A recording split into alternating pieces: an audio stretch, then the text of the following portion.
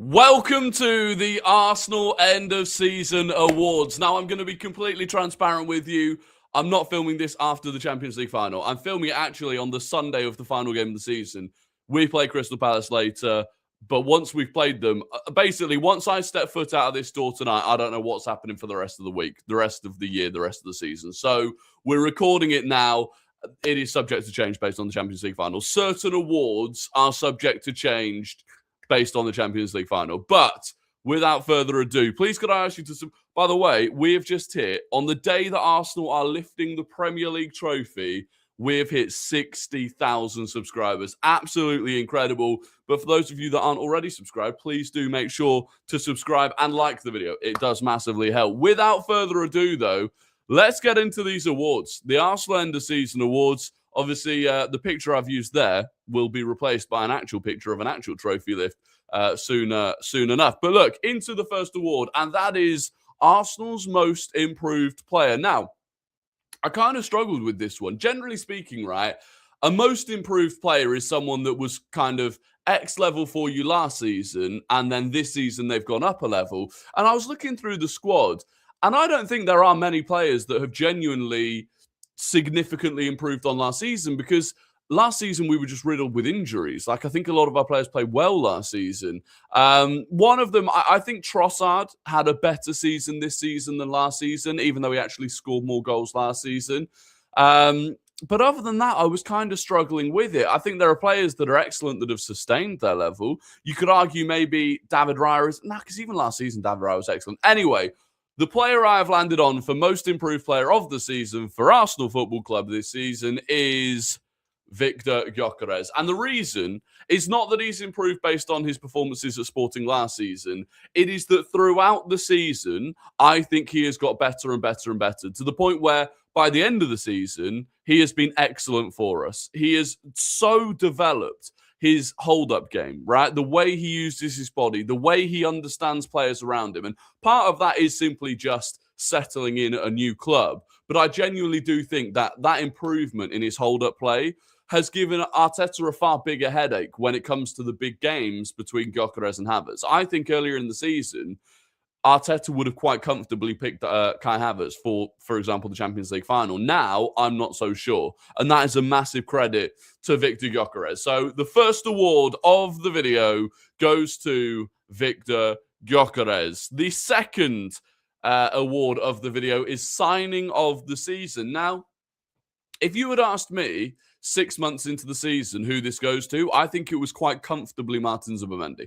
Martin Zubimendi felt like he slotted in really well, really quickly, and up until sort of January time, was excellent for us, you know? And I don't think there was a question that he was Arsenal signing of the season, and there were, you know, a lot of people that thought he was one of the Premier League signings of the season. But in January, you know, I think back definitely to the United game at home, things did start to unravel just a little bit. And you know, we get to the point where by the end of the season, he is, in a way, being replaced by Miles Lewis-Skelly. And so in the end, and look, by the way, credit to Mosquera, who I think, if you're just talking value for money, Christian Mosquera, value for money signing of the season, undoubtedly. Madueke has been fine. Norgard in the end was a bit of a waste. Kepa, and that's not to disrespect Norgard, by the way, just the amount that we've actually ended up using him. Victor Gyökeres is the player that I've ended up on signing of the season. I actually think when you look across the board, when you look at the money that strikers went for in the summer, whether it was Benjamin Sesko or Nick Vultemada or even like a Johan Visser, I think in the end, to come in, have a 20-plus goal season straight off the bat, and for me, have the mentality in the crucial moment, right, when you're looking around, which Arsenal players here are going to step up when the going has gotten tough. He's one of them. He is one of them where I think his mentality is a huge factor in dragging us over the line. He has scored important goals, you know, even in terms of the away leg, Atletico Madrid, the performance, the penalty. For me, it's Victor Gyökeres, and I only think he's going to improve. And in the end, I think value for money really was quite good. Excuse me. So that is 2 for 2 for Victor Gyökeres in the first two awards. Credit to him. Sweeping up so far. On to moment of the season. Now, there have been a lot of moments this season. One of the first ones that came to my head was Gabriel's winner away at St. James's Park for two reasons. Firstly, it was to complete a comeback. From 1-0 down to 2-1 up was absolutely massive. For it to be in, the final minutes of the game. And also, at that moment in the season, it felt like it was do or die. The build up to that game, if you remember at St. James's Park, really was, if Arsenal don't win here, they're out of the title race altogether, which, thinking back and looking back now that we know how many points Liverpool went on to drop from that moment, was obviously ridiculous. But at the time, it felt do or die. And so that last-minute winner really felt absolutely massive. There are other moments I can think of. Martinelli's equaliser against Man City. Again, you look back now. At the time, I don't think we necessarily assumed we'd be in a title race with Man City. But looking back, that was a 3-point swing. Going from losing that game, City taking 3 points, us taking no points, to ending up taking a point each. That was a monumental goal. And of course, coming in the final minute in a game that had been really frustrating because we just couldn't break them down. That was a big moment. You could pick any of the Eze goals against Spurs, to be honest with you.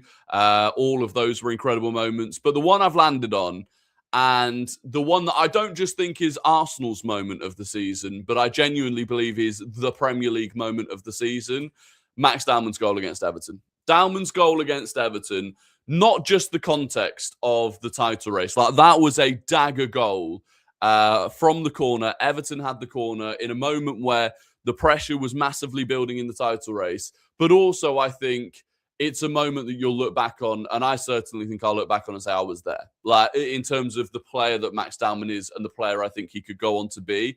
I think to become the youngest goal scorer in Premier League history, having been trusted to come on in that moment, in that game. Obviously, he got it didn't count as an assist, but the pre-assist with a brilliant cross for the first goal. To then have that moment for him, I always love that type of goal where it's a dagger goal to seal the win. You can just absolutely release. There was no question about a VAR check because he ran from his own half. It was just an absolutely magical moment and the moment of the season for me.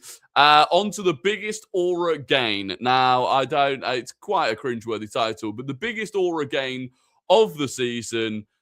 Some people think this was an aura loss moment. Piero Hincapié, I think that is aura. I think having your ass out in front of 60,000 people and it being totally accepted, that's brilliant. But it's not the biggest aura gain of the season. The biggest aura gain of the season, Declan Rice. It's not done. It's not done. People thought he was being performative. People thought that he was just playing up for the cameras.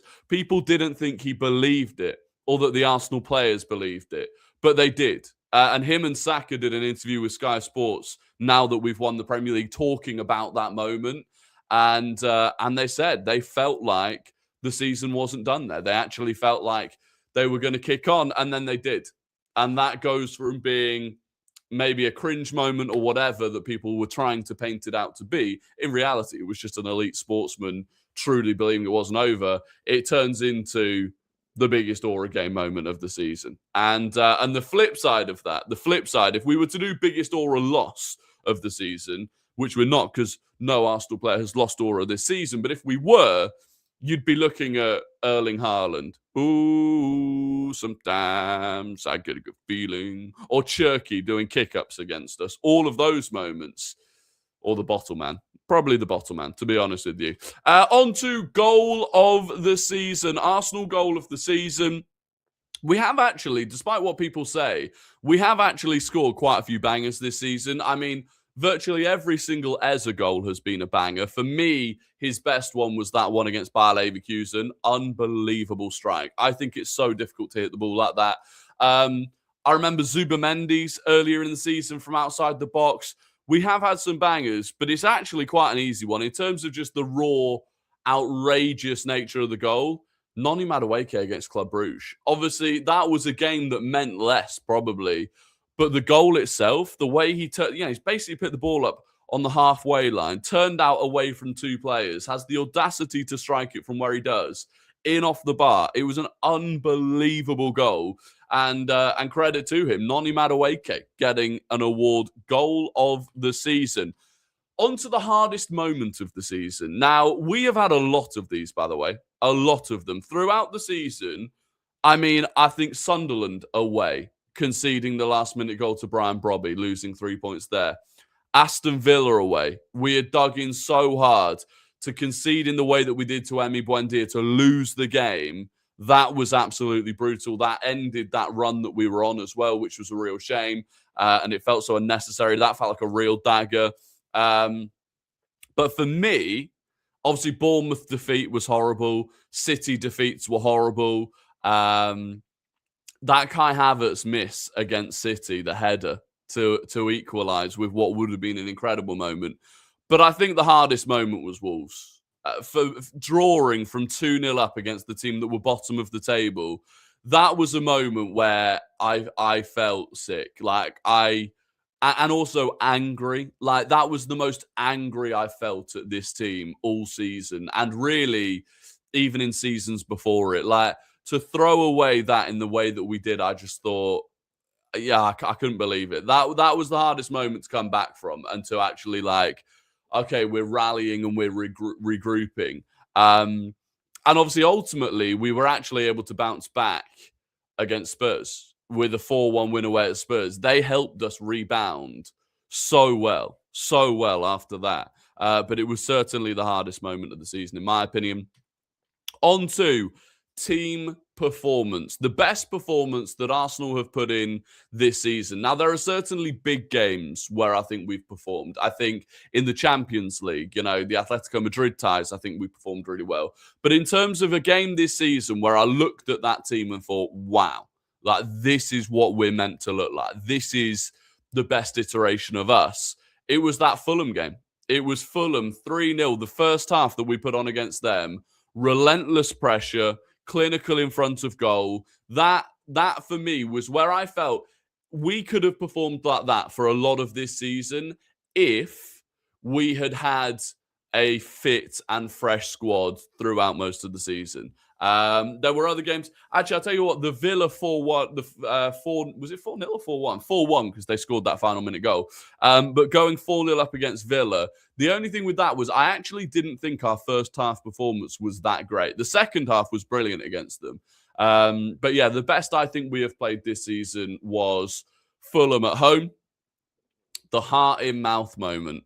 This, and there have been a few of them. There have been a few heart in mouth moments. There have been a few scrambles. But the biggest heart in mouth moment was this. This moment when Mateus Fernandes went through, where we had lost all momentum in that game.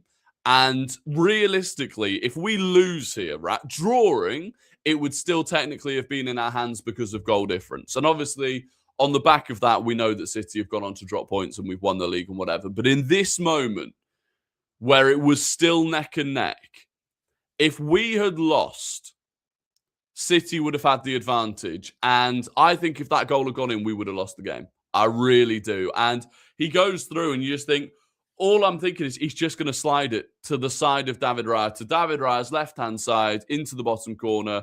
And I really think if he had done that, he'd have scored. But he didn't take the chance. And that leads me directly on to the save of the season, which for me was that save. It is not the most impressive save that David Raya made this season. He has made some absolutely spectacular saves this season. I remember there was one at Brighton away down to his left that did not get enough credit for the reactions that he had to put in to get down to his left. But I think this save in that moment, that was truly a title-winning save. It really was. And massive credit to David Raya for the season that he's had. It's been an absolutely unbelievable season. And then finally on to the big one.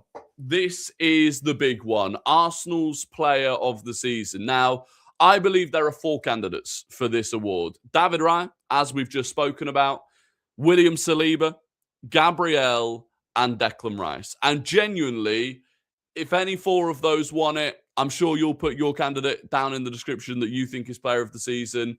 I would be more than happy with it. And in terms of the Premier League player of the season, I think this is why we're actually having issues. I mean, Bernardo, God, no, that would send my head through the bloody ceiling. Bruno Fernandes won Player of the Season, and I do genuinely think Arsenal players have split the vote. There are lots of Arsenal fans that believe David Raya should win it, and I think in terms of a goalkeeper winning Player of the Season, I think Peter Schmeichel is the only goalkeeper to have ever won it before. And I do think if you were ever going to give it to a keeper, David Raya would be a prime candidate. Third Golden Glove in a row. Has made some ridiculous saves, kept so many clean sheets, conceded so few goals. And in a season where it has been a relatively low scoring season, you could definitely make the argument that with the amount of 1-0 wins we've had or 1-goal wins we've had, David Raya is the guy. You've then got the two centre-backs who, in similar fashion, have been crucial to us winning the title. Saliba, Gabriel. Some people would go Gabriel purely for based on the goals that he scored at the other end, especially early in the season. It felt like he had become inevitable. Obviously, like I said, with that Newcastle goal, that was very nearly the moment of the season. And he has put in some unbelievable blocks, body on the line, just throwing himself into it. But then I think second half of the season, William Saliba has probably been the better of the two of them. I think the way that he has grown into the season has been unbelievable. And at the moment, he just looks like he is in flow state. Rolls-Royce defender. And without him, we wouldn't have won the league this season, I don't think. And this is the issue I've got. Without any of these individually, I don't think we'd have won the season. But for me, the winner is Declan Rice. I think Declan Rice has embodied what we've needed to kick on and win the Premier League. And I think, you know, with the setbacks that we've had year on year on year with the title races, with not coming through them, and the outside pressure and noise that has been on this Arsenal team, no team, I don't think, in the history of the Premier League has had to deal with this amount of pressure, with this amount of noise. And Arsenal have. And I think in a period where Ødegaard was struggling with fitness and performances and was kind of not necessarily in and around the team, Declan Rice stepped up and he took on the leadership of this team. And, you know, even in terms of that moment where he said it's not done, but particularly in the performances that he has stepped up and put in, we changed the system. We moved to having him more as the 6 and Miles Lewis-Skelly in the 8. And he dealt with it absolutely perfectly. We've seen him play at right back against Brighton this season, where I thought he was phenomenal. And ultimately, I just think he has stepped up. He's stepped up massively. And without him, he's the one player where I think, look, without Gabriel, Mosquera and Saliba were kind of able to handle things. Without Saliba, Mosquera, Gabriel kind of able to handle things. Like, don't get me wrong, I don't think we would have won every game. We probably wouldn't have won the title if Saliba or Gabriel had been out for a long period of time. But I think Declan Rice is the one where if you lost him, you'd be in deep, deep trouble. And that's why going into the summer, and of course the transfer video will be coming out soon in terms of what I want from this summer transfer window, but going into the summer, finding someone that can at least somewhat replicate what he does in terms of ground coverage is massive. I think throughout the season, you look at that period where we were barely conceding a shot on target in a game, as much as that is down to the defenders as well, I think it is a huge, huge credit to Declan Rice. The ability to press in the way that he does so relentlessly. He pins teams into their own half. And then if that fails, he does the defensive work. The amount of times where you just see him popping up from absolutely nowhere, you're like, we're in trouble here. Suddenly Declan Rice saves the day. I really do believe it's a player that when you see him in person, you realize it even more how good he is. And yeah, without him, I don't think we win the Premier League this season. And so for me, that is it. Declan Rice wins Player of the Season. And that's all the awards handed out. I don't think there are any other awards to do. Obviously, Arteta wins Manager of the Season.